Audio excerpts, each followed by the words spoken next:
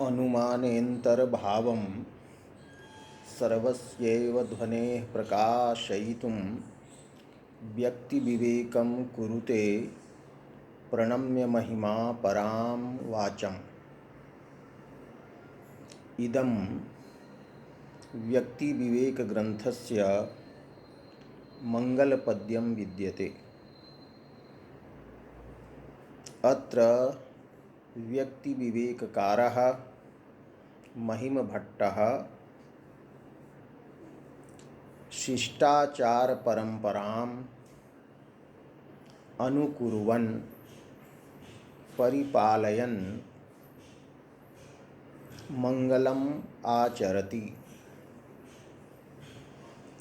अस्मिन् पद्ये बहूनि पदानि सन्ति। तत्र क्रियापदं वर्तते कुरुते। अस्य अर्थः भवति करोति। डुक्रियकरणे इति धातुः अस्ति। तस्य आत्मनेपदे लट्लकारे प्रथमपुरुषस्य एकवचने कुरुते इति रूपं वर्तते।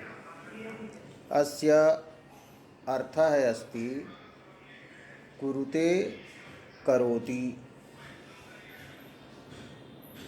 किं कः करोति? महिमा। अत्र महिमा शब्दस्य अर्थः अस्ति महिमभट्टः। महिमा इति स्वकीयं नाम ग्रंथकारः गृह्णाति। अनेन नाम्ना ग्रंथकर्तरि महत्त्वं तेन ग्रंथे च महत्त्वं ध्वन्यते। महिमा महिमभट्टः कुरुते करोति। किं करोति? व्यक्तिविवेकं। व्यक्तिविवेकनामकं ग्रंथं करोति। व्यक्तेः विवेकः व्यक्तिविवेकः। व्यक्तिशब्दस्य अत्र अर्थः अस्ति व्यञ्जना। व्यञ्जनायाः विचारः यस्मिन् ग्रन्थे वर्तते। व्यञ्जनायाः स्वरूपं किम् अस्ति? एवं च कति भेदाः सन्ति? व्यञ्जना काव्ये संभवति अथवा न संभवति इत्यादि विचारः यत्र कृतः वर्तते। अतः अस्य ग्रन्थस्य नाम व्यक्तिविवेकः अस्ति।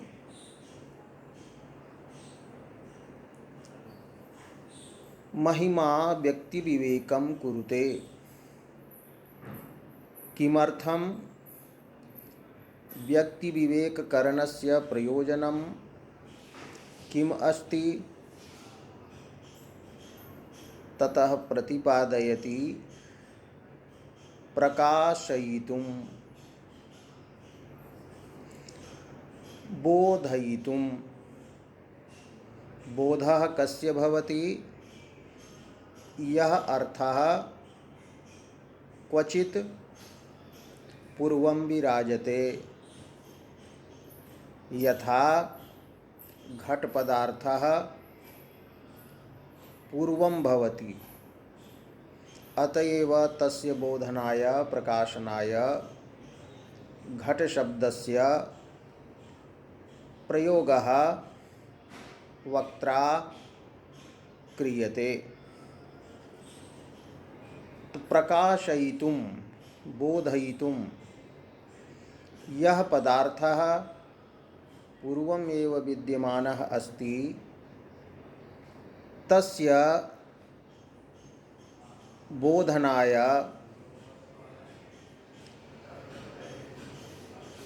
व्यक्तिविवेकः क्रियते। किं प्रकाशयितुं तदा वदति अंतर्भावं प्रवेशः प्रवेशं कर्तुम् अंतर्भावं प्रकाशयितुं। कस्य अंतर्भावं? तद्ध्वनेः। ध्वनि शब्दस्य यः अर्थः भवति तेन भवन्तः परिचिताः सन्ति। ध्वनि पदार्थान् भवन्तः जानन्ति। व्युत्पत्तिलभ्याः पंच पदार्थाः सन्ति।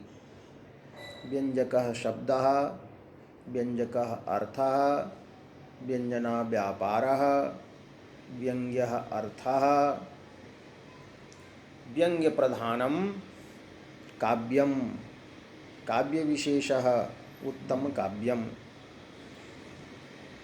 काव्य विशेषः यः वर्तते ध्वनि काव्यम, तस्य नाना भेदाः भवन्ति, अनेके भेदाः भवन्ति।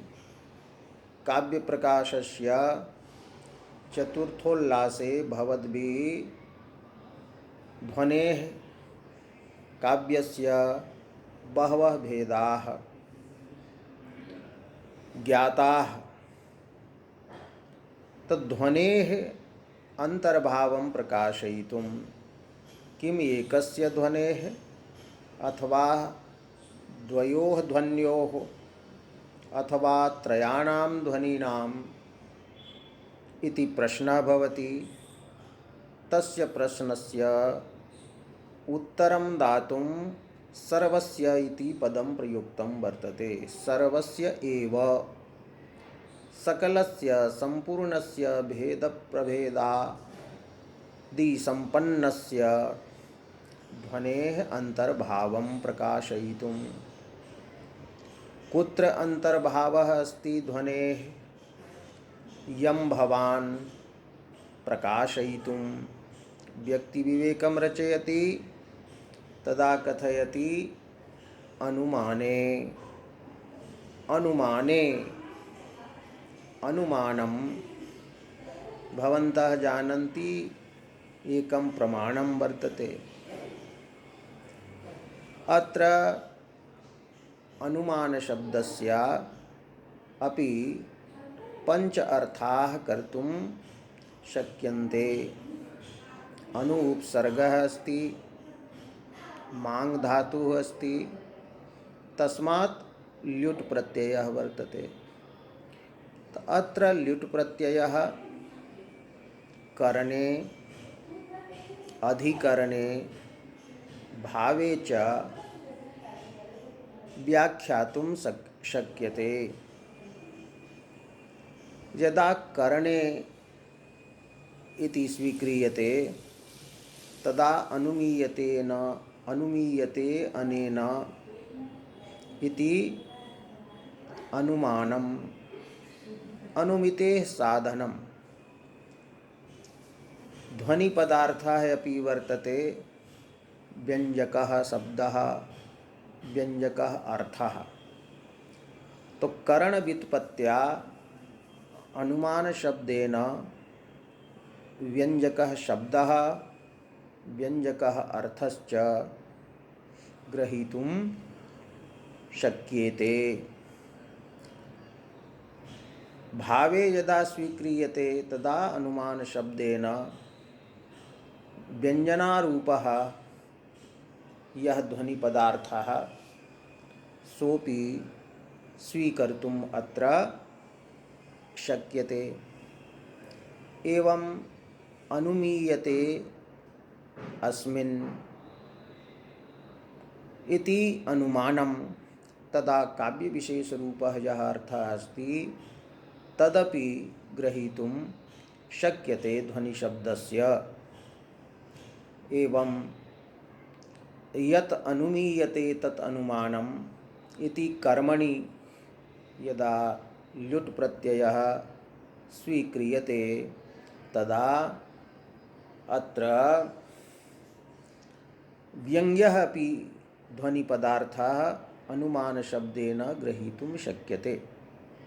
सामान्येन यत्र अनुमाने इति एकवचनस्य प्रयोगः वर्तते, ध्वनेः इति एकवचनस्य प्रयोगः वर्तते, तत्र यदि ध्वनिशब्देन केवला व्यञ्जना गृह्यते, अनुमानशब्देन यदि अत्र अनुमिति व्यापारः अनुमान व्यापारः स्वीक्रियते, तर्हि सामान्येन अर्थः भवति कि व्यञ्जनायाः ध्वनेः व्यञ्जनायाः अनुमाने अंतर्भावः अस्ति।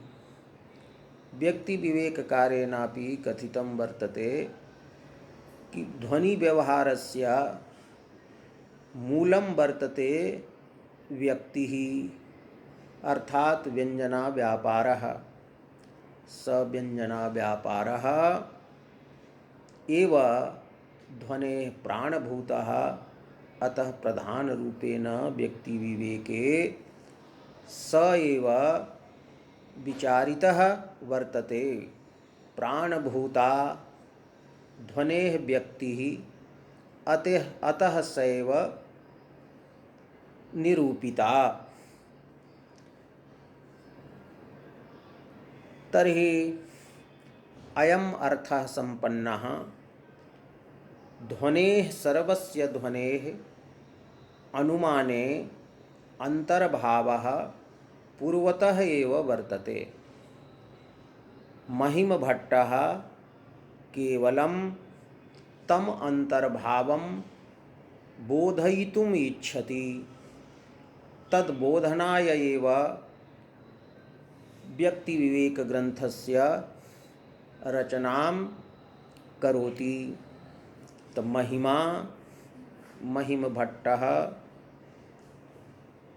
सकलस्य संपूर्णस्य ध्वनेः अनुमाने अंतर्भावं प्रकाशयितुं बोधयितुं व्यक्तिविवेकं कुरुते। अनुमानम् अपि शास्त्रदृष्ट्या द्विविधं भवति। स्वार्थानुमानं परार्थानुमानं च। काव्ये शब्दप्रयोगः भवति, परार्थानुमाने अपि शब्दः प्रयुज्यते, वाक्यं प्रयुज्यते। परार्थानुमाने यत् वाक्यं प्रयुज्यते तस्य पंच अवयवाः भवन्ति। प्रतिज्ञा, हेतुः, उदाहरणम्, उपनयः, निगमनं च। यथा पर्वतः वह्निमान् इति वाक्यम् उच्यते प्रतिज्ञा। धूमात् इति हेतुः। यत्र यत्र धूमः तत्र तत्र वह्निः। यथा महानसम् इति उदाहरणम् अस्ति। पर्वतः वह्नि व्याप्य धूमवान् वर्तते। वह्नि संबंधेन विशिष्टः यः अस्ति धूमः तद्वान् पर्वतः वर्तते इति उपनयः भवति। अन्ते प्रतिज्ञावाक्यस्यैव प्रयोगः भवति निगमनं, किन्तु तत्र तस्मात् अथवा तथा शब्दः प्रयुज्यते। तस्मात् पर्वतः वह्निमान्, तथा पर्वतः वह्निमान् इति। काव्येपि अनुमितिः एव भवति। वाच्यार्थात् अन्यस्य अर्थस्य यत् ज्ञानं भवति तद् अनुमानेनैव भवति। काव्ये महिमभट्टानुसारेण द्विविधः एव अर्थः भवति। वाच्यः अनुमेयश्च। अनुमेयः अर्थः त्रिधा भवति। वस्तुरूपः, अलङ्काररूपः, रसरूपश्च। कविः वाच्यं प्रयुङ्क्ते वाच्यात् वस्त्वादीनाम् अर्थानां ज्ञानं तथैव भवति यथा धूमात् वह्नेः ज्ञानं भवति। अत्र रसादीनाम् अनुमाने चमत्कारः भवति, आनन्दः भवति, किन्तु धूमात् वह्न्यादीनाम् अनुमाने तथा चमत्कारः न भवति। अतः काव्ये यत् अनुमानं वर्तते परार्थानुमानं तत् अनुमानम् अस्ति चमत्कारी। अतः काव्यानुमानं काव्यानुमितिः इति कथ्यते। काव्य पदं पूर्वं प्रयुज्यते। तो अनुमाने इत्यस्य अर्थः अत्र परार्थानुमाने कर्तव्यम्। तो परार्थानुमाने सर्वस्य एव ध्वनेः अंतर्भावः यः पूर्वतः वर्तते तं प्रकाशयितुं बोधयितुं महिमभट्टः व्यक्तिविवेकं करोति इति स्वयमेव स कथयति। महिमा करोति, महिमभट्टः कश्चित् अन्यः करोति प्रथमपुरुषस्य प्रयोगेन ज्ञाप्यते। यत् व्यक्तिविवेककारः स्वकीयां नम्रतां प्रदर्शयति स नम्रः वर्तते। अहङ्कारः तत्र नास्ति। निरहङ्कारताम् एव प्रदर्शयितुम् अत्र महिमा इति प्रथमपुरुषस्य प्रयोगः कृतः। अहं करोमि, अहं कुर्वे इति यत्र नोक्तम्। महिमा व्यक्तिविवेकं कुरुते। किं कृत्वा कुरुते? तत्र पदं वर्तते प्रणम्य। प्र उपसर्गः अस्ति, नम धातुः अस्ति, तस्मात् त्वा प्रत्ययः जातः और त्वा प्रत्ययस्य स्थाने अत्र ल्यप प्रत्ययः भवत्। भवन्तः जानन्ति क्रियायां पूर्वकालतां बोधयितुं धातोः त्वा प्रत्ययः भवति। यदि समानकर्तृकत्वं भवति, किन्तु यदा समासः भवति धातोः पूर्वं किंचित् पदं भवति, तेन धातोः समासः जायते, तदा समासे नै पूर्वे तो ल्यप इति सूत्रेण ल्यप भवति। किन्तु नै समासः यदा भवति तदा ल्यप न भवति, त्वा भवति। यथा न गत्वा अगत्वा एव भवति, अगम्य इति न भवति। तर्हि अत्र प्रणम्य शब्दस्य अर्थः वर्तते प्रकर्षेण नत्वा। प्रणम्य कां प्रणम्य? तर्हि वदति वाचं। वाचं प्रणम्य। वाक् शब्दस्य अर्थः वाणी भवति। वाक् शैवागमानुसारेण चतुर्धा भवति। परा, पश्यन्ति, मध्यमा, वैखरी च। तत्र परावाक् या वर्तते सा परब्रह्मणः शिवस्य शक्तिः वर्तते।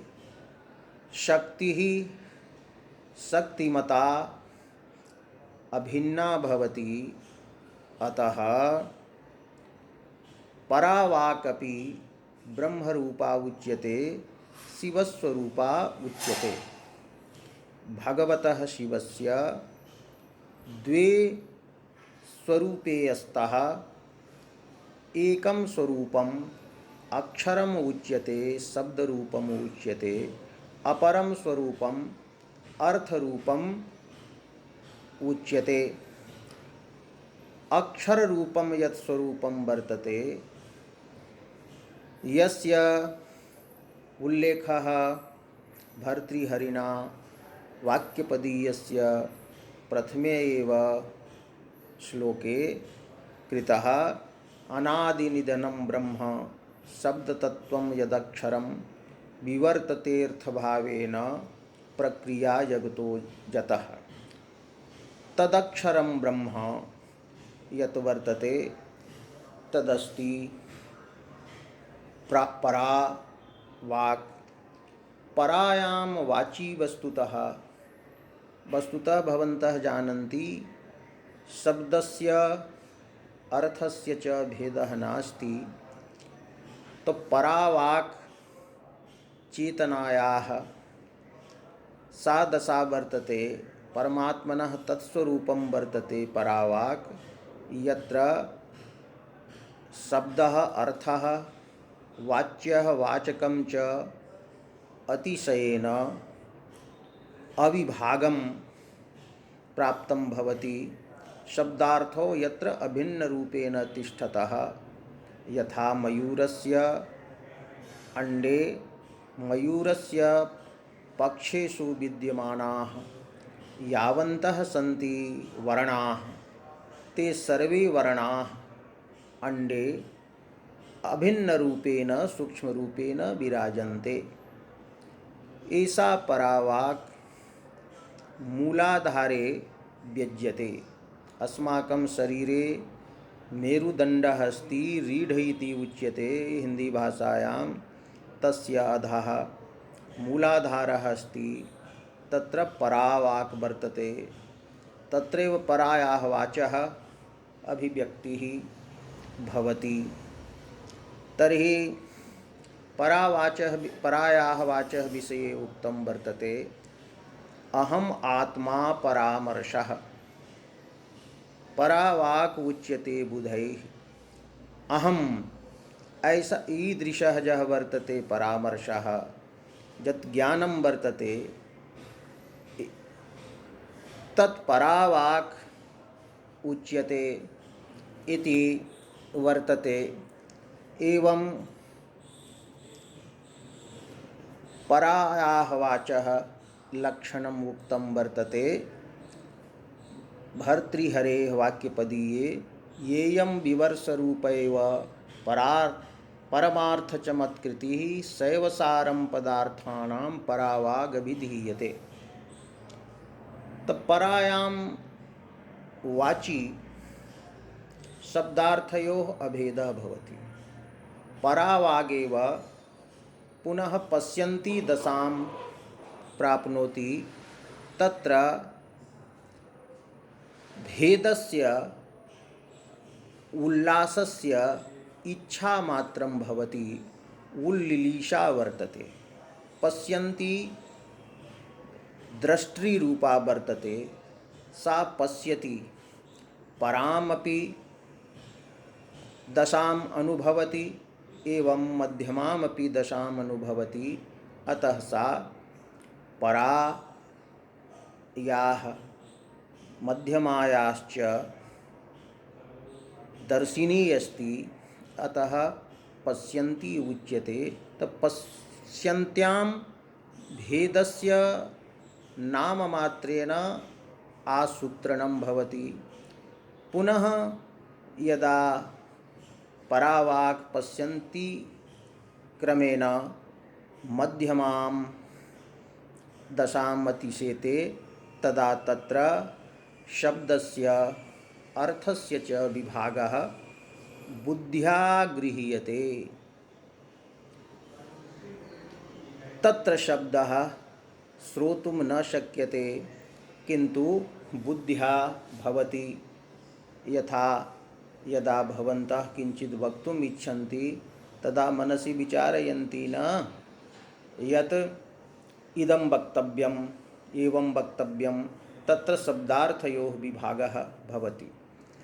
पुनः अग्रे वर्तते वैखरी वाक् या अस्माभिः वर्णरूपेण ककारादि वर्णरूपेण श्रूयते। तब परा वागेव पश्यन्ती भवति, पश्यन्ती एव पुनः परा मध्यमा भवति, मध्यमा एव वैखरी उच्यते। अस्माकं शरीरे मूलाधारे परावाक् अभिव्यक्ता भवति, एवं च नाभिदेशे पश्यन्ती वाक्, हृदयदेशे मध्यमा वाक्, कंठदेशे च वैखरी वाक्। अन्यत्र कथितं वर्तते परावांग मूलचक्रस्था वैखरी कंठदेशका हृदिस्था मध्यमा ज्ञेया हृदिस्था मध्यमा ज्ञेया वैखरी कंठदेश भाग। तो एवं परावाक् ब्रह्मरूपा उच्यते, ब्रह्मणः परमा शक्तिः उच्यते। तो अयं व्यक्ति विवेककारः वर्तते। कश्मीरजाः आचार्याः यत्किमपि विचारयन्ति तत्सैवागमानुसारेण वदन्ति। तत्सैवागमप्रसिद्धा भगवतः पराशक्तिरूपा या वर्तते परावाक्, तां परां वाचं प्रणम्य महिमा व्यक्तिविवेकनामकं ग्रंथं करोति। परावागेव भगवती या अस्ति सा एव काव्यरूपेणापि अभिव्यक्ता भवति। अतः केचन अर्थं कुर्वन्ति वाचं नमस्कृत्य, तत्र वाच् शब्देन उच्यते इति वाक् इति कर्मणि प्रत्यये स्वीकृते अत्र अर्थः ग्राह्यः। यः वक्ति स वाक् इति वाक् शब्देन अत्र शब्दः ग्राह्यः। तर्हि वाचम् इति एकवचनेन शब्दार्थयुगलं विवक्षितं। कीदृशं शब्दार्थयुगलं? तर्हि परा इति विशेषणं दत्तं। तो परां लोकोत्तरां वाचं, तो लोकोत्तरा वाक् का भवति? तो काव्यं भवति। तर्हि अत्र अर्थः भवितुम् अर्हति काव्यं प्रणम्य। तो काव्यं, काव्यस्य अधिष्ठात्री, काव्यस्य मूलभूता या शैवागम प्रसिद्धा वर्तते परावाक्, सा एव तु काव्यरूपेण अत्र भवति। अतः सापि स्तुता अत्र भवति। यथा काव्यप्रकाशस्य मङ्गलश्लोके भवद्भिः ज्ञातं यत् भारतीपदेन तत्र व्याख्यानान्तरे काव्यं गृहीतं। या तादृशम् अर्थं प्रकाशयति, ह्लादैकमयम् अर्थं या प्रकाशयति सा भारती। तो प्रकारान्तरेण काव्यप्रकाशकृता अपि काव्यम् एव स्तुतम्। एवं अभिनवगुप्तेनापि लोचनस्य आरम्भे अपूर्वं यद्वस्तु प्रथयति विना कारणकलां जगद्ग्रावप्रख्यं निजरसभरात् सारयति च क्रमात् प्रख्योपाख्या प्रसरसुभगं भासयति च सरस्वत्यास्तत्त्वं कविसहृदयाख्यं विजयते। अत्रापि काव्यस्यैव स्तवः वर्तते। अतः परां वाचम् अस्य द्विविधः अर्थः अत्र कर्तुं शक्यते। काव्यम्, अपरः अर्थः शैवागमप्रसिद्धः वर्तते परावाग्रूपः। एवं अत्र खण्डान्वयानुसारेण भवन्तः अस्य श्लोकस्य अर्थं ज्ञातवन्तः। इदानीं दण्डान्वयः कर्तव्यः। दण्डान्वये किं भवति? कर्तृपदं पूर्वं प्रयुज्यते। अत्र कर्तृपदं किमस्ति महिमा। तो महिमा अर्थः वक्तव्यः भवद्भिः। महिमा आम महिम भट्टः सर्वस्य एव संपूर्णस्य एव ध्वनेः ध्वनिसिद्धान्तस्य ध्वनितत्त्वस्य अनुमाने परार्थानुमाने त्रिरूपलिंगाख्यानं परार्थानुमानम् इति अग्रे लक्षणं परार्थानुमानं मानस्य दास्यते। तत्र परार्थानुमाने अंतर्भावं प्रवेशं प्रकाशयितुं बोधयितुं परां वाचं परां वाणीं मूलाधारे व्यज्यमानाम् अविभागरूपां शिवस्य परां शक्तिं शिवाभिन्नां तां परां वाचम् अथवा उत्काव्यं प्रणम्य प्रकर्षेण नत्वा व्यक्तिविवेकं कुरुते इति अर्थः संपद्यते। व्यक्तिविवेकम् अत्र व्यक्ति शब्दस्य कः अर्थः? व्यञ्जना। अनुमाने अत्र अनुमान शब्देन कीदृशम् अनुमानं ग्राह्यं? परार्थानुमानम्। एवं ध्वनेः इति शब्देन किं ग्राह्यं? तो ध्वनि पदार्थः यः आनंदवर्धेन प्रकाशितः। अविवक्षितवाच्य विवक्षितान्यपरवाच्यादयः अनंता भेदाः ते ध्वनि शब्देन गृह्यन्ते। प्रकाशयितुं न तु कर्तुं। प्रकाशयितुम् इति पदेन कः अर्थः विवक्षितः अस्ति? सम्यक् उक्तम्। ध्वनेः सिद्धः यः वर्तते अनुमाने अंतर्भावः तं बोधयितुं। तो प्रकाशयितुम् इति पदेन किं ध्वन्यते? तो इदमेव ध्वन्यते यत् ध्वनेः अंतर्भावः परार्थानुमाने पूर्वतः एव सिद्धः वर्तते, स कर्तव्यः नास्ति। एवं अत्र शिष्टाचारस्य परंपरा अनुसृता। मंगलम् अत्र कृतम्। अत्र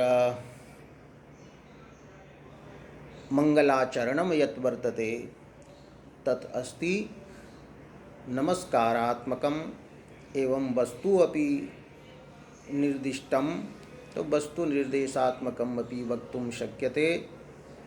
एवं अत्र भवन्तः व्यक्तिविवेकस्य प्रथमश्लोकः यः वर्तते तस्य अर्थं ज्ञातवन्तः। पुनः अग्रे द्वितीयः श्लोकः भवद्भिः पठितव्यः। एवमस्तु।